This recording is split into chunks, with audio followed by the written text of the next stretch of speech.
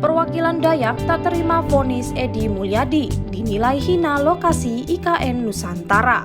Sidang dengan agenda putusan yang digelar Pengadilan Negeri Jakarta Pusat terhadap pegiat media sosial Edi Mulyadi diwarnai kericuhan. Dilansir dari kompas.com, sejumlah masyarakat Kalimantan yang tergabung dalam Majelis Adat Dayak Nasional tak terima dengan putusan majelis hakim. Diketahui Edi divonis 7 bulan 15 hari penjara terkait celotehannya mengenai pemindahan ibu kota Nusantara atau IKN Nusantara ke Kalimantan yang disebut sebagai tempat jin buang anak.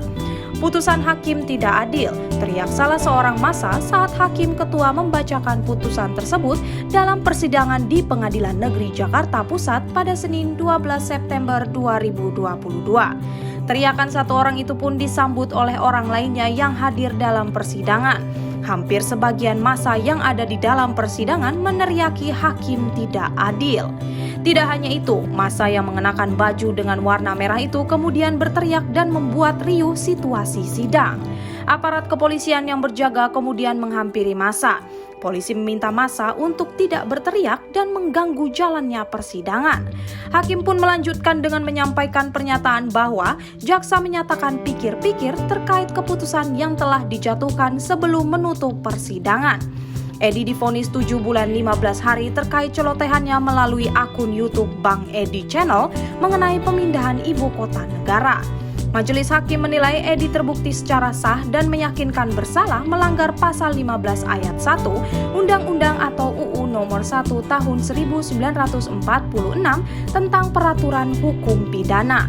Dalam pertimbangannya, hakim menyebutkan bahwa masa pidana yang dijatuhkan terhadap Edi telah sama dengan masa penangkapan atau penahanan.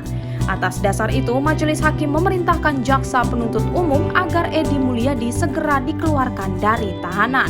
Hakim menilai Edi terbukti secara sah dan meyakinkan bersalah melakukan tindak pidana perbuatan menyiarkan kabar yang tidak pasti atau tidak lengkap, sedangkan ia mengerti setidak-tidaknya patut menduga kabar demikian dapat menimbulkan keonaran di masyarakat.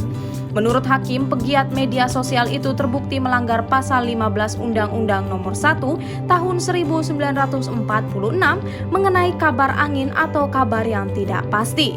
Dalam kasus ini, hakim menilai tuntutan jaksa penuntut umum pada Kejaksaan Negeri Jakarta Pusat yang menyebutkan celotehan Edi melalui akun YouTube pribadinya itu telah menimbulkan keonaran di masyarakat dalam bentuk penyebaran berita bohong atau hoaks yang tidak berbukti. Putusan ini pun lebih rendah dari tuntutan jaksa yang meminta hakim memvonis Edi selama 4 tahun.